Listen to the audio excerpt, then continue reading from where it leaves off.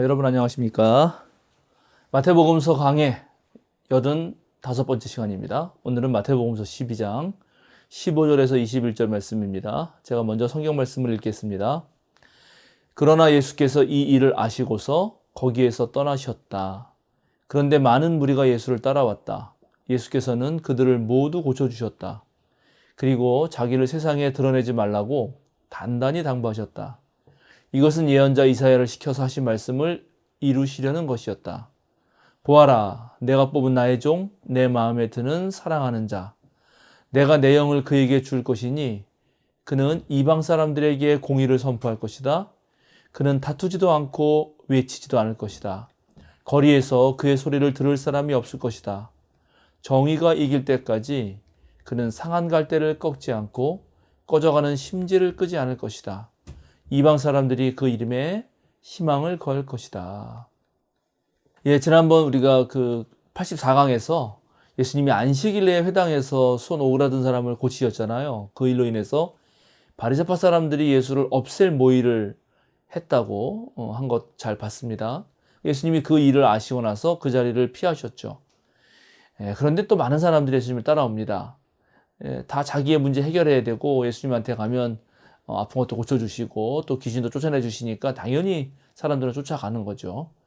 바리새파나 사두개파 같은 그 당대 이스라엘 평민들의 지도자들, 이런 사람들이 이 일반 사람들의 어떤 서민들의 문제를 해결해 줬다면 예수님한테 안 몰렸을 수도 있는데, 사실은 바리새파의 그 율법 학자들, 그 다음에 제사장 중심으로 하는 예루살렘의 기득권자인 사두개파들은 일반 백성들의 어떤 문제들을 해결하지 못했기 때문에 예수님한테 가는 거죠. 그들이 그 해결하지 못했던 것은 그 과거 방식, 그리고 과거의 규범에 얽매였기 때문입니다. 그러니까 예수님은 율법의 본질을 깨달으시고 사람 고치고 사람 살리는 일을 제일 먼저 하는데, 이 사람들은 안식일 지켜야 된다, 율법 지켜야 된다, 이런 좀 뭐랄까요, 표면적인 것에 매여 있었던 거죠. 오늘날도 사실은 비슷한 일들 많이 벌어지죠. 사회 기득권층들은 자신들의 이익을 먼저 살고 먼저 생각을 하죠. 정말 하루가 멀다 않고 노동자들의 죽음 소식이 들리고 사회적 약자들은 여러 가지 이유로 자신 삶을 누리지 못하죠. 법으로 해결하려고 해도 법도 심지어 기소한다거나 재판하는 사람들이 전부 가진 자들의 편입니다.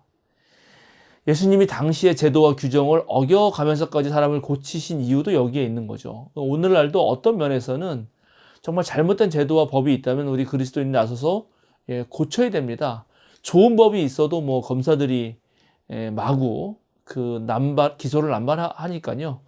윤미향 우리 정의기억연대 그 대표 사건을 보면은 정말 엄청나게 무리하게 기소해가지고 거의 다 혐의 없음 아닙니까? 그러니까 이런 식으로 된다는 것 자체가 문제입니다. 그래서 이 법을 만들어 놓고도 법이 잘못됐을 때는 법을 고쳐야 되는 거고, 법을 제대로 사용하는가를 아주 감시해야 되는 것입니다.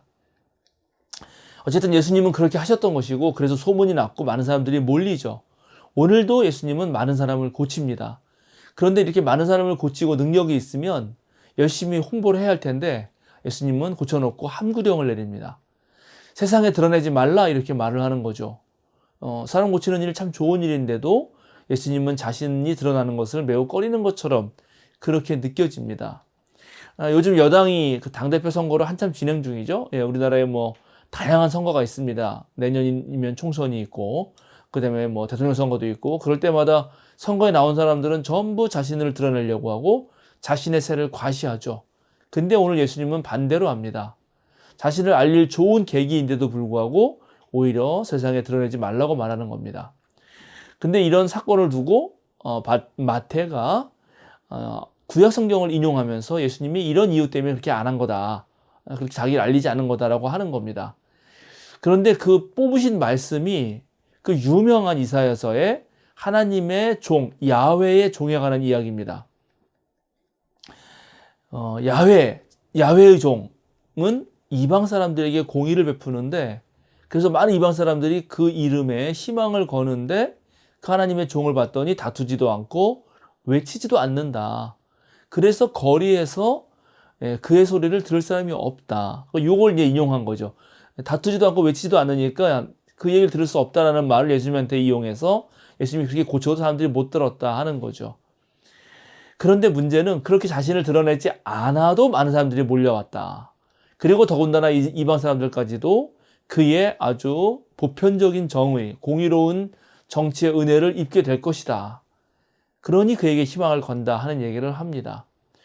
선전을 하지 않았는데도 이런 효과가 나타난 것은 바로 야훼의 종이 보편적으로 적용되는 의를 행했기 때문입니다. 기득권자에게는 유리하고 가난하고 사회적 약자들에게는 불리한 법이 아니라 모든 사람들에게 평등하게 적용되는 것을 한 거죠. 그리고 그 공의가 이길 때까지 오늘 성경이 뭐라고 말하냐면 상한 갈 때도 꺾지 않고 꺼져가는 심지도 끄지 않았다라고 말합니다. 제가 정말로 좋아하는 말인데요. 보통 세상은 상한 갈 때는 꺾죠. 꺼져가는 심지는 과감하게 꺼버립니다. 효율을 생각하고 이윤을 생각하기 때문에 그렇죠. 그런데 오늘 예수님의 행위, 정말 진정한 야훼 하나님의 종의 행위는 상한 갈 때도 꺾지 않고 꺼져가는 심지마저도 끄지 않는다 하는 것입니다. 가장 약하고 소외된 사람들까지 예수님이 챙긴다 하는 것입니다. 그리고 이런 정신 때문에 바로 야훼 하나님의 종은 굳이 외칠 필요도 없다. 이렇게만 살아가면 소문은 나기 마련이다 하는 것입니다. 우리 속담에도 빈수레가 요란하다는 말이 있죠. 실 내용이 없을수록 겉으로 포장한다는 것입니다. 예수님은 겉으로 떠들썩하게 그렇게 자기를 포장할 이유가 없었습니다. 그저 예수님은 평온함과 인내심 가운데서 그리고 육체적으로 아주 힘들었고 도덕적으로도 곤비한 사람들을 그저 묵묵히 돌봐주시는 역할을 할 뿐입니다. 이사야 선지자가 말했던 하나님의 종의 노래에 나오는 예언이 예수님에게서 성취된 거죠. 그래서 이방인들까지도 예수님에게로 다 몰려왔던 것입니다.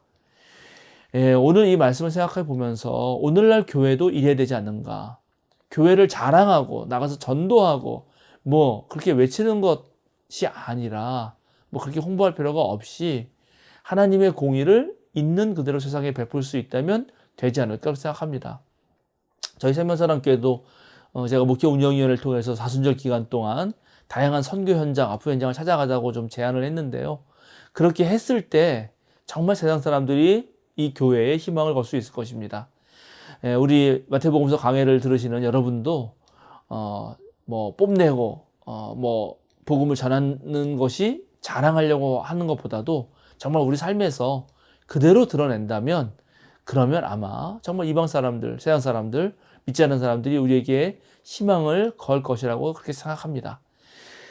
오늘 마태복음서 강해는 여기서 마치도록 하겠습니다. 여러분 이 또 복음서가 도움이 되신다면 또 많은 분들에게 알려주셔서 그리스도 신앙인으로 살아가는데 도움이 되면 좋겠습니다.